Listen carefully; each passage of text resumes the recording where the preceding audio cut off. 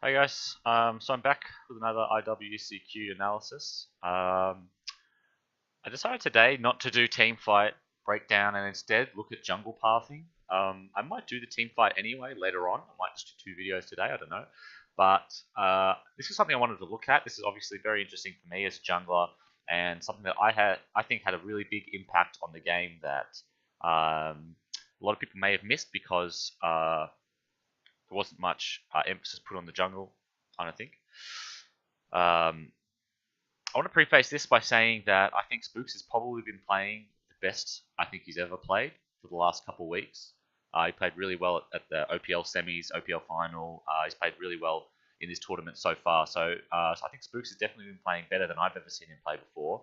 And the reason I say that is just because obviously there's a rivalry there, and I don't want people to think that I'm shitting on him just for the sake of shitting on him.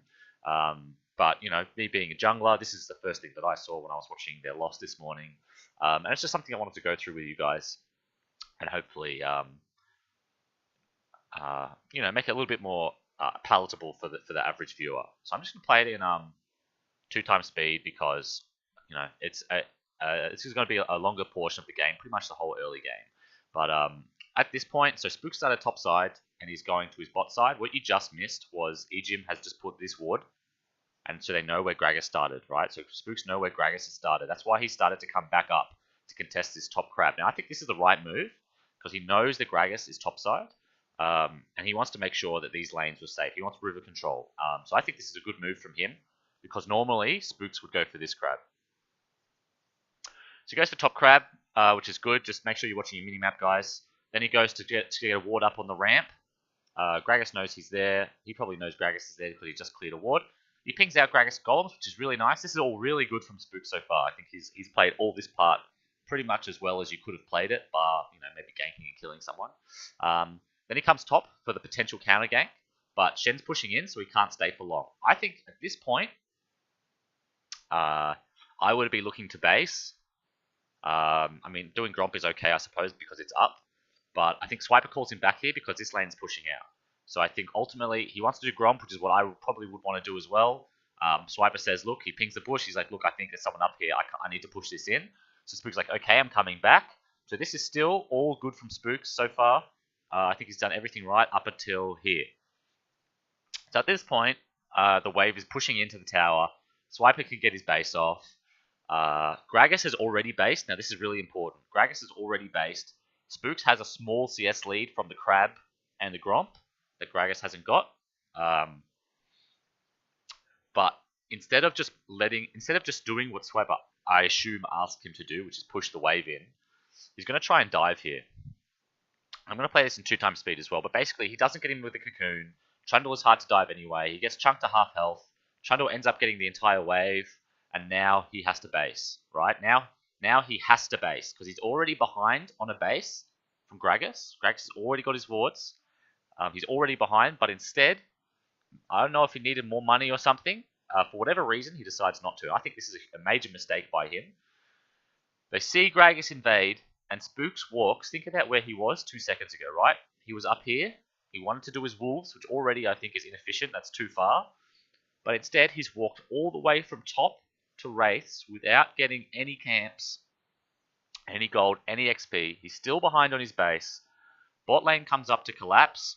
Gragas, being Gragas, just walks out after taking Wraiths. Their bot lane gets a base off it. So now the Chief's bot lane is behind a base. And now he's walked, essentially, from top to bottom, and the only reward he's gotten was golems. So that's a pathing thing, and the reason I wanted to bring it up is, like, obviously, people aren't going to talk about that. Nothing has happened per se. Like, nothing has happened necessarily. Like, it's not the end of the world.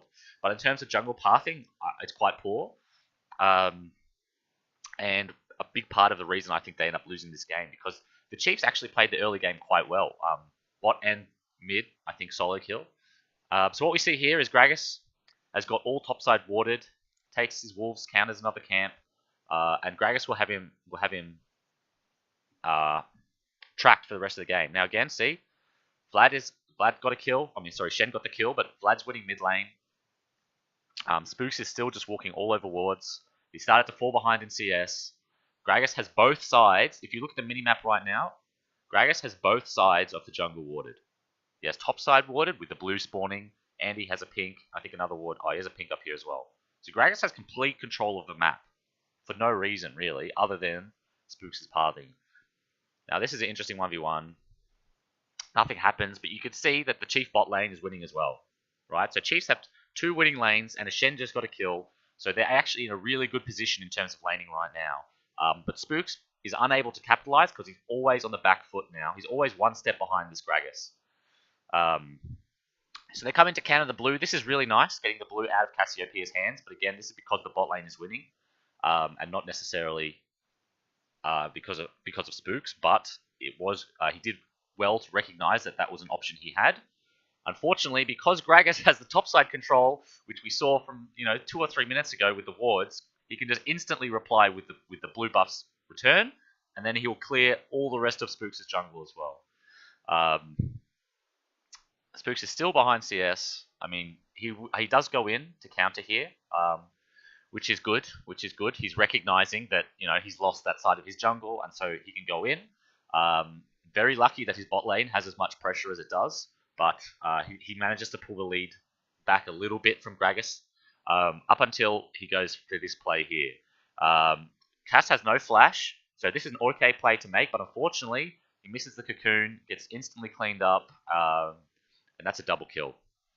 From a previously winning lane in the mid lane, just a small mechanical mistake. He did the same thing in top lane, and it puts his team in a position where otherwise they would have been winning organically. And what ends up happening, I'll just play it out a bit. What ends up happening is the bot lane takes the bot tower organically, and then they go top, and they were in a really good position to take control of this game. But unfortunately, because their jungler is just behind the 8 ball from very early on, they aren't able to capitalize as well as they have in previous games.